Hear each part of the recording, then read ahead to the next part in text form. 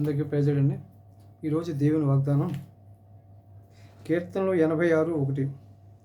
యెహోవా, నేను దీనుడను దరిద్రుడను, చెవియొగ్గి నాకు ఉత్తరమిమ్ము. ఫ్రెండ్స్, మన ఆరాధ్య దేవుడైన యేసయ్య కోసం ప్రార్థన చేస్తూ ఉంటారు చాలామంది. ప్రార్థనకు జవాబు రాలేదు అని చెప్పి చింతిస్తూ ఉంటారు. అలాంటి చింతలు ఇప్పుడు చాలామంది కొరకు చెప్తున్న విషయం ఏంటంటే, ఒక కథ ఉంది వాడుకలో. అడవిలో కొన్ని చెట్లు 3 చెట్లు మాట్లాడుకుంటూ ఉంటాయి. ఏమంటే తన భవిష్యత్తును నిర్ణయించుకుంటూ ఉంటాయి. నేను ఒక అంతఃపురంలో రాజుగారి దగ్గర ధ్వజస్తంభం కింద ఉండాలి అంతఃపురంలో అని ఒక చెట్టు మాట్లాడుతుంది.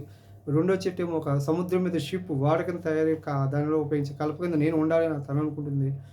మూడవది చెట్టు కూడా తను కూడా నేను అనేక మందిని దేవుని వైపు తిప్పే విధంగా నేను ఉండాలని చెప్పి 3 చెట్లు మాట్లాడుకుంటూ ఉంటాయి. వాటి భవిష్యత్తు గురించి మాట్లాడుకుంటాయి. ఒకరోజు ఒక మేస్త్రి వస్తాడు, వడ్డింగ్ మేస్త్రి వస్తాడు. మొదటి చెట్టును కొట్టేస్తాడు. కొట్టి నరికి దాన్ని ఒక పశువుల పాకలో ఉపయోగిస్తాడు, దాన్ని కలపను తీసుకెళ్ళి. కానీ అక్కడే ఆ పశువుల పాకలో మన ఆరాధ్య దేవుడైన యేసయ్య జన్మించిన ఆ పశువుల పాకలో తను ఉపయోగపడుతుందని తను ఊహించలేదు ఆ చెట్టు.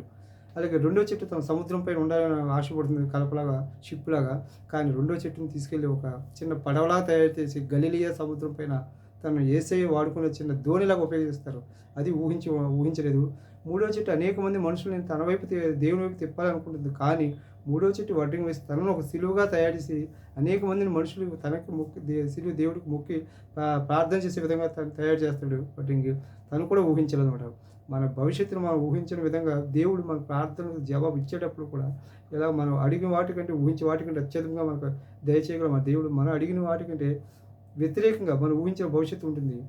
ఎగ్జాంపుల్ మీకు ఎలాగంటే మన దావీదు యుద్ధం చేసి గెలిచినప్పుడు తన తన వారంటూ యోనాతాను చనిపోయినప్పుడు వారి సంతానం ఎవరైనా ఉన్నారని వెతికినప్పుడు మెఫీబోషెత్ అని ఒక అతను ఉంటాడు. కుంటి కాళ్ళు లేవు, కుంటే ఆయన ఎక్కడో ఒక మారుమూల గ్రామంలో ఉంటాడు. తను తీసుకొచ్చి తన రాజు పక్కన దావీదు బల్లపైన కూర్చోబెట్టి పక్కన భోజించి తనకు రాజ్యాన్ని అప్పచెప్పి తను స్థిరపరుస్తాడు. తను ఏనాడు జీవితంలో ఊహించలేదు అన్నమాట. అలాగే మన జీవితంలో కూడా మన ప్రార్థనకు జవాబులు ఎప్పుడు వస్తాయో కూడా మనం ఊహించిన టైంలో అవి మనకు ముందు వస్తాయి.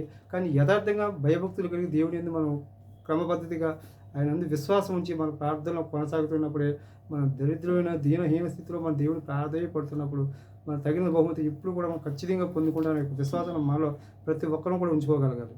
అందరికీ ప్రైజ్.